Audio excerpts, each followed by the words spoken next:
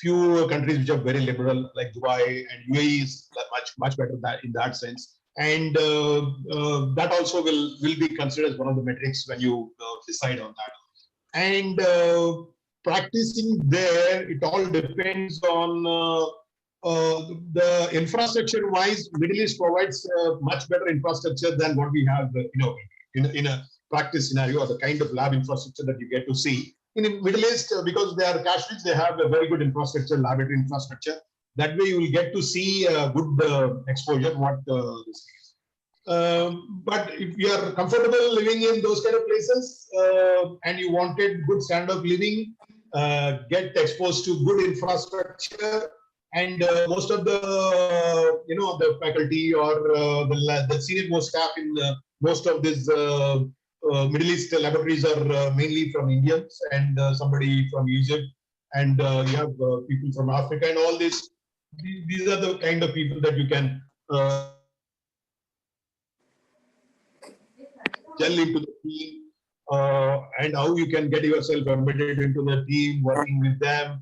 It all depends upon your individual, that. So they offer good money, but job security is one thing which one needs to be very, very careful. Don't pick up random offers. You need to have a proper offers from them. You have to have that licensing documentation. A lot of agents are available. You need to be very clear. I mean, a lot of people who got, ended up messy, in their jobs, and then they have, spoiled their career. That time, that kind of things also happen.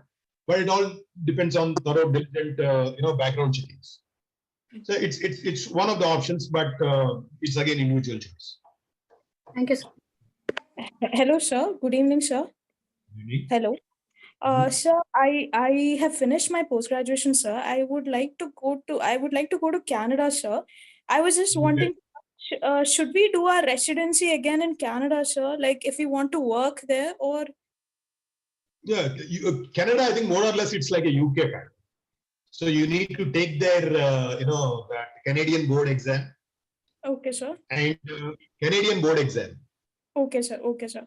Before that, what you can actually do is you can go on to Canadian immigration sites, or if you have any of your relatives, they can also guide you in this. And you can go on to before you take this exam, what I actually recommend you is go to an immigration site, which is a proper, good. There are a lot of fake immigration sites also. Don't fall into trap with them. And then you go on to the decent immigration sites, which the government itself endorses. And then try to get a, these days getting a PR is becoming easy actually in Canada. So because they are inviting a lot of skilled people, and there is a specialist pathway for that as well, on especially doctors, they top that list. And then you can apply for a permanent residency. They will give you a scoring system based on your educational background, your working background, and all that. And especially if your spouse is also a doctor, your chances are much better. Anybody who is aged more than 50, they are least likely to have a chance there. Once your score, fits into that eligibility criteria, you will be offered. I think you need to do a clear an English exam, which can be like a TOEFL or something, and what do you call it? IELTS. Once you do that, then based on the scoring and a little bit of Canadian dollar fee, I think if you become eligible for a permanent residency, they can invite you over. Especially that works if you have a good, either relative base to help you out in the initial days. Once you obtain that, if you look at the board and then try to take the exams, then things will become easy for you, because your visa status is going to help in securing a much better place, and your job also will come very fast once you do that the training program, just like UK. So is 3 years necessary? Is 3 years? Should I do the 3 years of residency there? This again is individualized. Usually it is 3 years. If you are exemplary and very extraordinary in your CV, they may waive off a year. But it is unlikely for any Indians, Indian training, I mean, even institute training also. So if you are very exemplary and if you have shown good things, and if you have done well in interview, then they may waive off, but don't take that that waiver is going to be that easy. Okay, sir. Thank you, sir. Thank you. Go ahead, please. Disha and Monica are also. Okay, go ahead, go ahead. Anyone please ask? Good evening, sir. Sir, what about the PhD options after MD pathology? Good question. I'll just give me a minute. I'm coming there. So PhD is, in fact, if you look at US training program, what they have is something called MD PhDs. So that will be an integrated program along with MD. You start your PhD thesis also, and then you finish your PhD also at the end of MD PhD at the end of 5 years. So coming to it all depends again where you want to do it. MD PhD, you should have a very strong research kind of bent of mind. Unless you have it, it is very difficult to get motivated.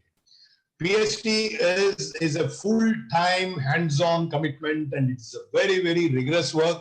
And unless PhD, I strongly prefer for you to do, if you want to do it, go to Canada or US for that matter, not even in UK.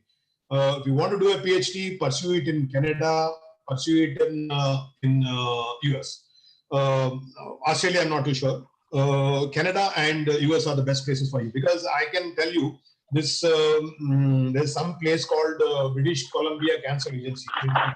Their website, they offer something called the CHIR training program, which if you're for all this, one needs to build up a very strong CV right through their residency years.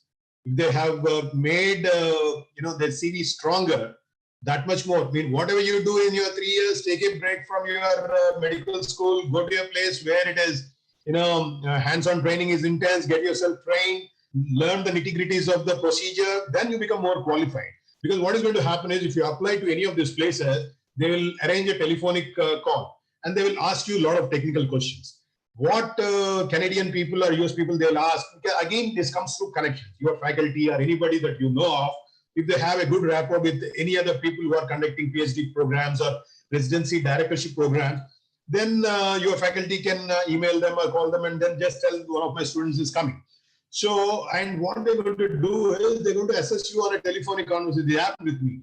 And they're going to ask you a lot of technical questions. For me, in my instance, what happened is they asked me about Southern blot. Well, I'm equipped to do a Southern blot technique or not. So that's how telephonic conversations happen with, especially if you want to be a PhD, this thing. CCMB, lot of PhD, a lot of research organizations are available. It all depends on your, the HODs to just an email to CCMB or wherever good research is happening. Just rotate you there for 6 months and then make you well equipped for you to participate. Allowed you to participate in the research program. PhD, if you want to practice outside of India, it's good. You will have a very good opportunities in terms of employment also, and you have a research or tenure track positions. A lot of them are actually available even in Canada and US. With the MD background, PhD, it is double-edged sword. You can do pathology, you can do PhD kind of stuff. A lot of openings are available. Lot of things to grab. The local people, they may not be interested in that. I think those kind of opportunities are very much there. But we can choose your area. What area you want? What is at the top level of research in pathology is something you have to identify. That should suit your interest. Then pick up that area and start planning for your PhD. PhD requires a lot of contacts, recommendations from your faculty, and training and publications. I hope that answered the question. Thank you, sir. Hello. Yeah, I think Monica wants to ask something. Yeah, please. Yeah, please, Monica. So currently, actually, SRL lab in Mumbai is offering a fellowship in molecular pathology. I read it somewhere. So would you like to suggest a fellowship in India or abroad, sir, regarding molecular pathology? Molecular pathology, again, that is again multiple levels. There are advanced level of molecular techniques also. But what is offered in India, like for example, NGS also these days is now available. Very good training facilities are available in India also. It all depends on where you want to practice. If you don't have, a fancy to go to US or something, if you have a provision there, go there. If you can't go there, pursue whatever is SRL is offering. I think is in TMC, Kolkata is also offering molecular pathology, especially in cytogenetics and all that. And NGS trainings, the companies are offering. The machine companies, they do a lot of NGS fellowship training programs. Sometimes you can get them on IJPM websites also. And Pathology Outlines is one good source of all these training programs and different kind of fellowships that are available everywhere. And BMJ Careers is one place where you can get good, opportunities. So these are, it all depends. As far as practice of molecular pathology, Indian training is decent enough. Now I think most of the places, especially in Mumbai and places like Vellore and Tata Medical Centers, all these are providing good training facilities. You don't have to even go to US for that, unless you want to have very core transcriptomics or proteomics kind of stuff. You can very well do that kind of programs and practice your molecular pathology in the country. Even NGS training, I think NGS is going to be a part of our lives very, very soon, especially in cities like this. NGS training has to be part of the curriculum. And it all is happening in the country. A lot of training programs are available. Okay, thank you, sir.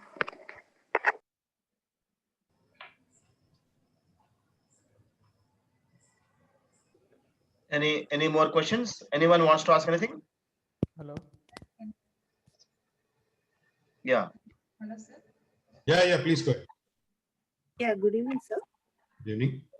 Yeah, actually, I'm right now in Dubai, sir. I just finished my DNB pathology from India. From where? The thing is, yeah, DNB pathology, sir. DNB pathology from where? From Jamshedpur, Tata Main Hospital. Oh, good. Yeah, go ahead. But the thing is, I'm stuck here because of lack of experience. I'm not able to get into this. My family is already settled here. So in this regard, I have my basic license over here, GP MOH license. But the thing is, other clinical subjects, they are getting as a GP in their respective departments. But pathology as such, they don't have any post as such in. So if I want to get experience here, it is very difficult for me. So, and again, going back to India, SRship, that is also. So what would you suggest as for my career in pathology, sir? How long have you been there in Dubai? So I just finished my this one from India, but my family is here only. I had gone for my studies and came back. Oh, okay. But you belong to Dubai. That's where your family is. Yeah, my husband is settled here, sir. Yeah. So what is he? He is a businessman, sir. Okay. In Dubai But right now, are you employed anywhere? No, sir. Just now I came. Actually, in October I got my results. Okay. So I have before, like I have cleared GP MOH license, like basic after MBBS license I have. Based on my previous, I did my diploma also and then DNB. So before on my past experience, I have GP license, I have cleared. But for specialist license, they ask post PG 3 years compulsory, and then we should upgrade our license. So That's true. That's true. Yeah, that's a very tricky situation actually. There's no other way shortcut to licensing there. You need to follow whatever is the licensing that they have. Yes, sir. Either I should do like home country, I should again get experience and then come back, I think. That's the only thing I think. Yeah. Okay. Yeah, Okay. yeah. You have because you can't bypass the licensing norms there. Yeah, no, I just like if any this one, nothing else to get experience over here. That's I can suggest this, but I'm not very sure about it. What you can do is you can approach like any university-based hospitals there. Yes, sir. You can approach them. I have applied, sir. Like they have some post like teaching line. This one, I think. Whatever post, teaching practice you will be doing. This is only for on paper, but you will be part of it, and then that experience you can show, and then probably you can appear for a license exam again. Okay, sir. Sure. Only because nobody is going to offer you in a private setting. That's true. You have to get into a university or a medical school. Put up your experience there, and then start applying for licensing. If you are in Dubai, and then probably you can approach things like Gulf Medical University or somewhere. Hello? Yeah, go ahead. Hello, sir. Good Good evening. evening, sir.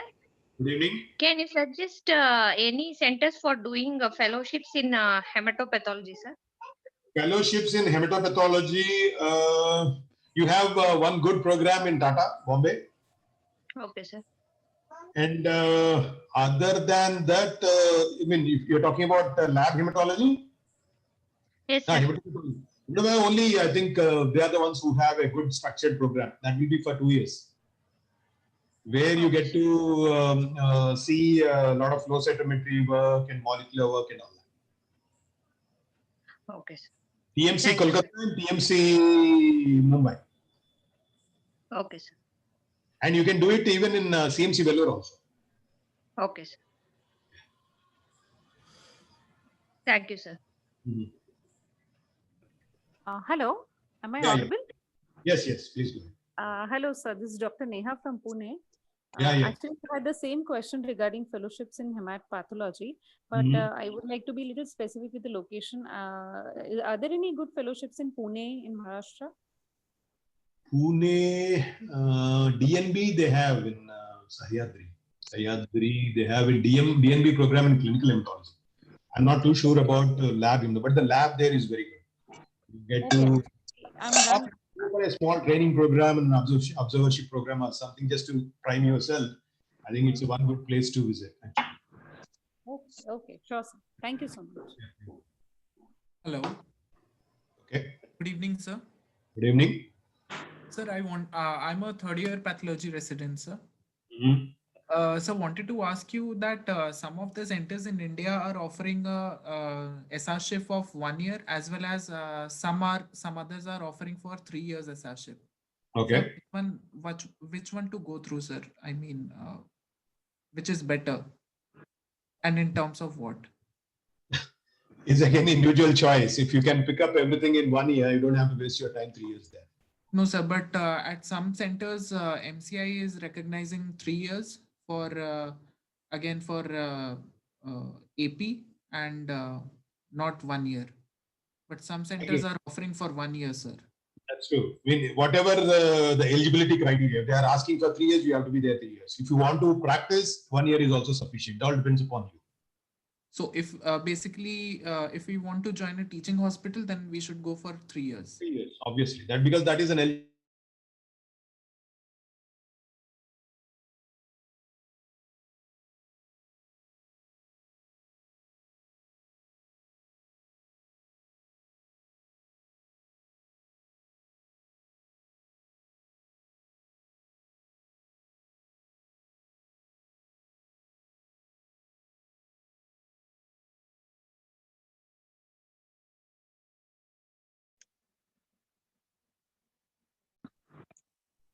Hello.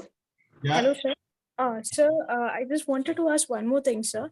Sir, I've heard that FRC Path 1, the Part 1 exam, you can write it from India, sir. So if you clear your Part 1 exam, can you be assured of a job in pathology in UK, or can we go through only PLAB?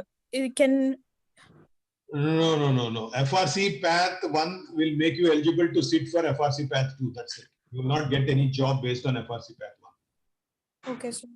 So if you have to go to UK and if you want to work there, to get the registration done, you have to go through PLAB. PLAB, I think there are exemptions for PLAB now. You don't have to have a PLAB. You can directly write your FRC Path Part 1. Okay, And then sir. you need to clear your English exam, which is IELTS. I think the score of 7.5, I think average is required. And then once you do that, sit for Part 1. That can be done in India. A lot of centers that conduct USMLE also, they are conducting, I think, Prometric or something, they do it. And initially it used to be centers in Mumbai, Grants Medical College or something, they used to conduct these tests. Now you can get the sample test questions, everything available on the MRC Path website. You can get all the papers and sample papers and all that you can see. Most of them will be Part 1, it's all MCQ based, and Part 2 will all be practical, and you have to go there for Part 2. And one difficult thing that will be there in Part 2 is your morbid anatomy, forensic pathology, and all that grossing and dissection and all that will be thoroughly examined. Okay. That you have to do. Part 1 will not ensure you a job in UK. Okay, sir. Thank you.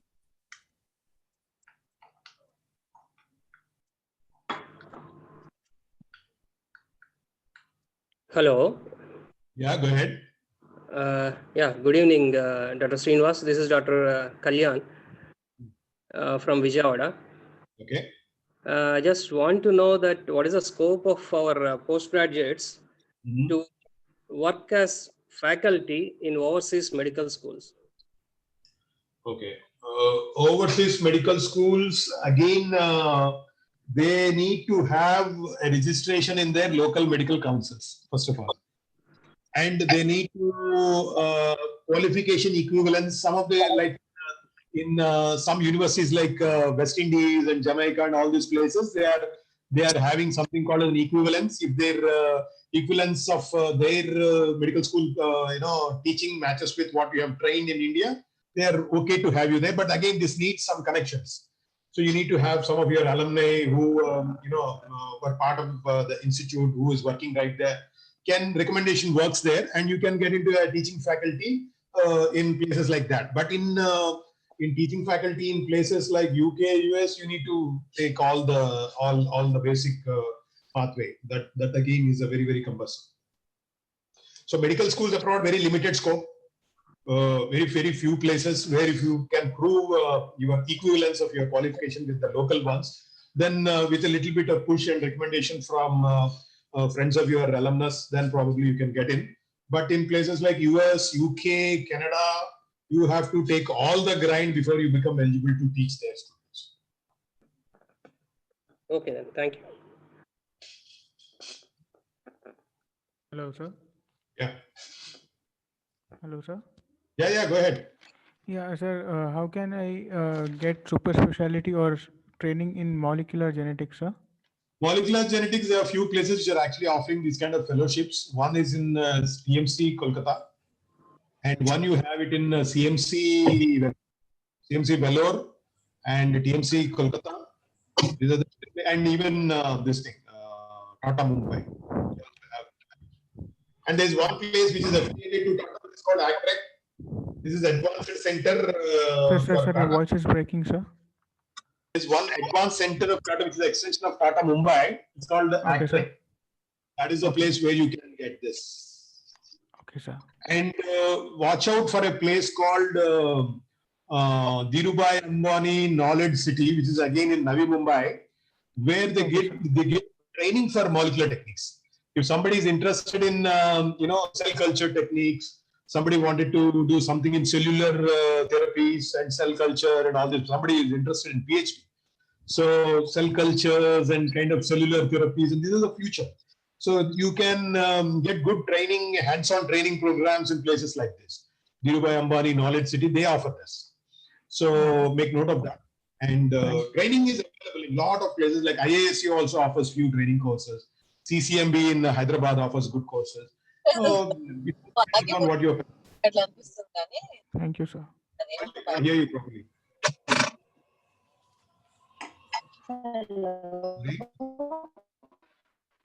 Hello? Hello?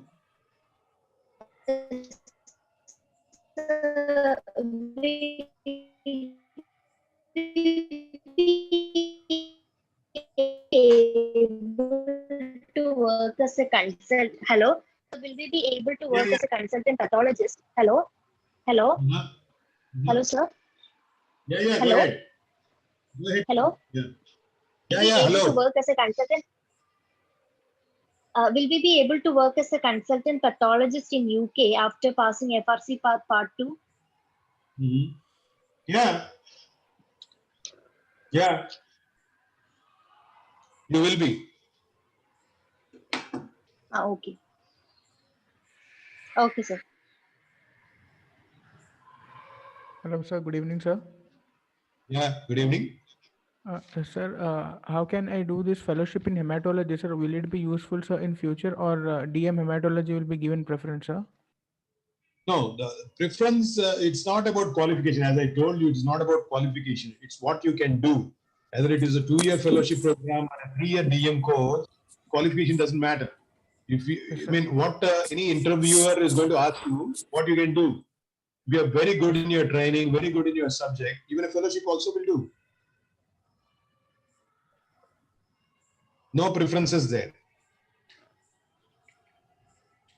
Nobody will get an additional shift just because you are a DM or you are 1 year more than a fellowship. No, nothing like that.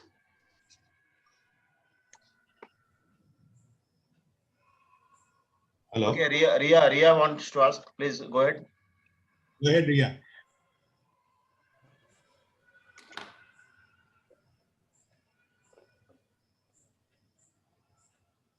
Hello. No response. No more questions? Sir, one more. Hello. Yeah, go ahead, please. Yeah, sir. Regarding difference of opinion for pathologists to do clinical hematology, like there's a difference of opinion because mostly clinicians, they don't consider as equivalents because it's a clinical field, and even pathologists are divided in this view. Like some pathologists are doing, it depends on the person, but like scope after doing DM and if there will be a difference because you're from pathology background, practicing in corporate hospitals or like that.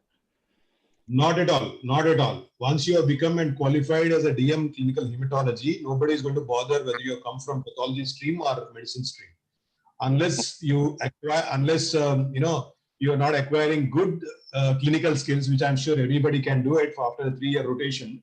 You can acquire good enough clinical skills in your 3-year residency, and you are no less than any clinical person.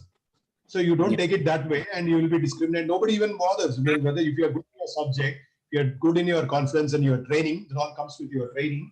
You are as good as anybody else. Yes. Thank you.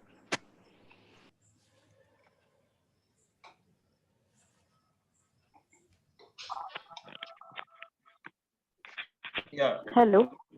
Yeah. Yes, sir. Good evening. I wanted to know about the prospect of molecular pathology MSc in UK. In UK?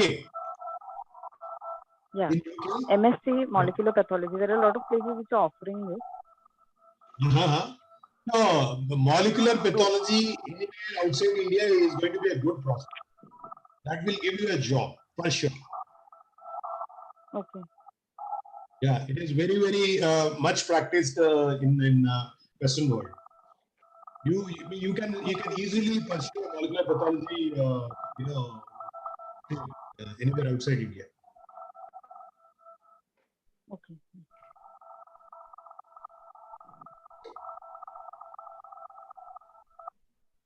Any more questions, or we will stop the interactive session, sir? Any more questions? Hello, sir. Hello, sir. So Yeah, go ahead. So can we get training in molecular pathology in UK without FRC, sir? That again depends on the connections. If you have a good connection, you can go for a 2-month observership or this thing. If you want a paid observership, a paid training program, little difficult. Unpaid programs depends on the connections. And these are the only 2 ways of getting into a training program there. That again depends upon connections, as I told you. And if you want to do a proper this thing, you take an FRC path in molecular pathology and pursue. Okay, sir. Hello, sir. Yeah, go ahead. Sir, my name is Dr. Sadhi, sir. Sir, I want to know that whether we have any online programs, sir. No, volume. Hello, sir. Yeah. Sir, there are any online programs, sir, for the fellowships in India? Can we get anything online programs, sir? Online fellowship programs, you mean? Yes, sir. Yes, sir. Yes, sir. Yeah. In anything online as far as training, I'm not a great believer in online fellowship training programs. They are just just adding on to your qualification. But unless there is a proper hands-on physical training is not a training. Online fellowships and all that, they don't carry much. Okay, sir. Sir, like if you're practicing in Hyderabad, such type of cities, sir, do we need compulsory to have a fellowship, sir? Because everyone cannot get the fellowship, no, sir. So, That's true. Yeah. it's not that you have a fellowship and you will be welcomed with open hands. It's not like that. It all depends upon the need of that particular hospital. If you fit into the need of that hospital, they will take you irrespective of whether you have a fellowship or a super qualified degree or something like that. It all depends upon the need of that hospital. And the need is something that we need to judge. We need to see how much that hospital has that kind of work. So again, you need to be familiar with what is the requirement in the place where you want to go. Okay, sir. Okay, sir. Not that somebody has got a better qualification, they'll be in. No, it's not like that. Sir, like we are the pathologists, as a pathologist, sir, we are able to manage biochemistry, microbiology, and all the departments, sir. We have a knowledge in all the departments. Correct. So, applying for any hospital, like the hospital, they were just saying like you manage the whole lab. Correct. So such conditions are like we are more concentrating. It is going like this. We are more concentrating on the biochemistry and other microbiology very less. But correct. We are seeing very less cases, sir. So as I got passed out 2 years back, sir. So I type of job and I'm doing that, but I don't have any satisfaction in doing that job, sir, because I'm not learning anything in the pathology. Correct. I don't have any opportunity in that area, so I'm doing that, right? So You're not alone in this. I'm sure at least 50% of the people will be having that kind of career path. So the problem here is, unlike any other clinical specialties or something, when it comes to the laboratory, a significant portion of that is again depends on the commerce part of it. Once you have a corporate hospital or any other hospital, what matters to the management who runs the hospital is how better we are managing the commerce part of it. Science part of it will come later. First, the commerce part of it comes. The commerce part of that, then how much of surgical work is happening. It all depends upon which place you are choosing. You have to choose the right place. What sort of work they are offering you. Yes, sir. So unfortunately, very few of us will have that opportunity to really get into those kind of hospitals which offer work to our satisfaction. Yes, sir. So you have to choose a place where there is a right balance of everything. And running the entire lab is a very good challenge. One should take the challenge and opportunity, because that's one thing that is very special to any pathologist, because they are trained in such a way they can handle all. But don't lose that uniqueness, and at the same time, you need to be satisfied, with your contributions to the lab. You need to have that kind of scope. It all depends upon where you want to work and what the place is offering. But this decision, I'm not understanding as this decision is as a reflection, this 2 years passed out and I'm doing this job. I can't hear you properly, so I can't hear you properly. It's from MD Pathology, but now I am doing this lab, managing the job. That is good decision or not? I am not understanding, sir. Please guide me, sir. Sorry, your volume is very feeble. I could not catch the entire question. Sir, am I audible, sir, now? Little more. Sir, I'm audible, sir, now? Faintly. Yeah. Go ahead. Now, sir? Yeah. Now it's better. Sir, 2 years back I passed out, sir, pathology. But now I'm doing this lab management part, sir. So, my decision is correct, sir? Very, very good question. This is a very good question. In fact, the day you have chosen to do pathology, you need to be a very good manager in the first place. And shying away from management should not be part of pathology curriculum. You need to be a good manager. If you want to be a good pathologist, you need to be a good manager. Okay, because sooner or later, your aspiration would be like that you want to head the lab or a department or something. Man management skill is something which is very much essential. It is not that, I'm not interested. Most of the pathologists have this habit of saying, I'm not interested in management. I don't want to get into all that headache. Because you being the boss who is responsible for the functioning of the entire laboratory, you have to own up the management part as well. That will be, whether it is a man management or whether it is a quality management, whether it is a stock management, whether it is, your answerability to the management of the hospital. you are the leader. Once you become the leader, any pathologist is a leader. Somebody who is a junior is growing up to be a leader. They have to acquire all this skill set. That's what exactly my point is. Everybody should not shy away from management skills. Man management skills are very much required. It is part and parcel of the curriculum, part and parcel of our careers. And don't shy away from that, because it is one of your significant, portion of your responsibilities as a lab director or anybody who is leading any laboratory, that you become as a part of it. Yes, sir. And that is the expectation in most of the corporate hospitals. Yes, sir. That's true, sir. Like, and you can't run away from it. You can't just simply say, I will not be able to do it. If you are saying that, then you are losing your potential as a leader. Yes, sir. Yes, sir. Sir, I have listened that some IAPM college, sir, Indian Institute of Management, such type of institutes are giving the healthcare management and strategic courses, sir, 10 months and 1 year courses. Right. Yes, sir, to better develop our management skills. Yeah. That's a very good option. Actually, IAM Ahmedabad, they offer it. They offer every year, but they charge a bit high, and almost ₹1 lakh they charge. Yes, but what they call it as a clinical laboratory management program. Yes, sir. Yes. A business school model of training will definitely help you in improving your skill set. Definitely, that's a good way of getting a management training. That's good. Okay, sir. So thank you, sir. Thank you so much for your valuable suggestions, sir. I was Thank you so much, sir. Thank you, sir. Okay, sir. Shall we continue the interactive session or we'll stop, sir? Your wish. It's your wish. I mean, if anybody there left, you can take on. Otherwise, we can call it.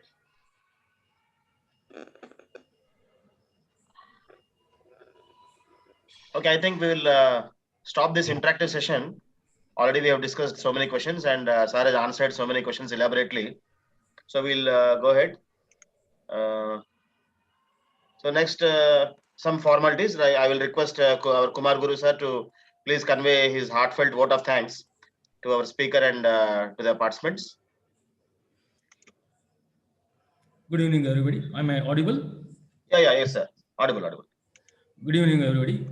First, I wish to congratulate today's speaker, Dr.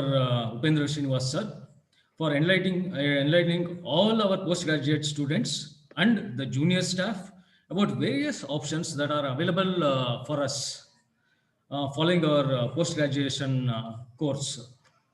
Right now, super specialization or making ourselves into an expert might be optional, but in future, this may become a survival trend. That is what I feel. Survival trend for the budding pathologist. Right now, it is just optional, or it may be some additional, but later on, it may become somewhat like mandatory for survival. Means if you have to have better survival chances in this society and in this system. So in that way, this particular program was I feel it was very successful, and many people interacted with us, and they got satisfactory answers from sir. I thank sir very much for this.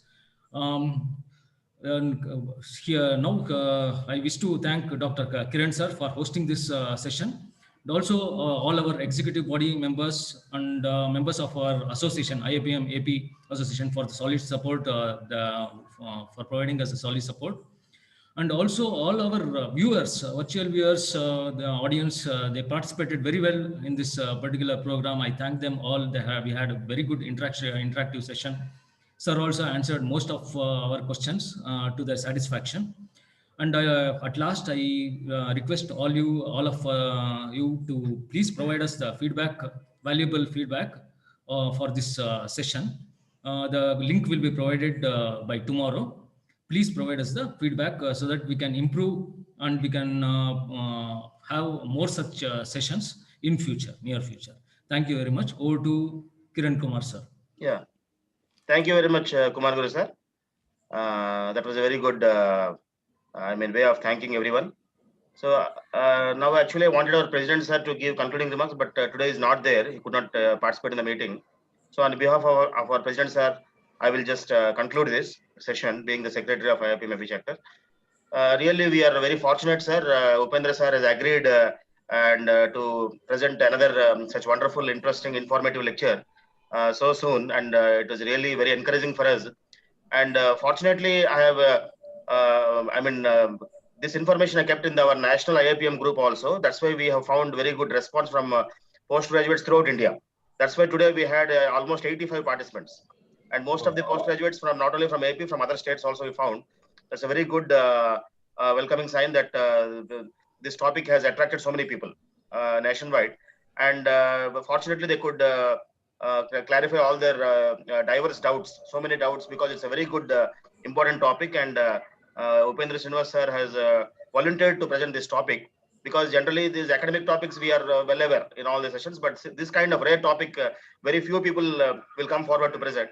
But Upendra Srinivas sir is so kind and heartfully has come forward to help so many budding pathologists, and definitely it will help all of us. And so many information we got in the global this framework and the scenarios we have come to know. Thank you very much, sir, and thank you all the participants and all the faculty and postgraduates in AP and throughout India, and for your active participation and nice interaction. So with this we will end this today's session. It's already too late, and we have taken a lot of time of our speaker, sir. Thank you very much, sir. Right, my pleasure. Yeah. So I will just post the feedback link shortly in all the WhatsApp groups, and will request all the participants to please give their valuable feedback so that we can improve further on this type of online sessions. Thank you very much. So I will end this today's session. Thank you all. Thank you.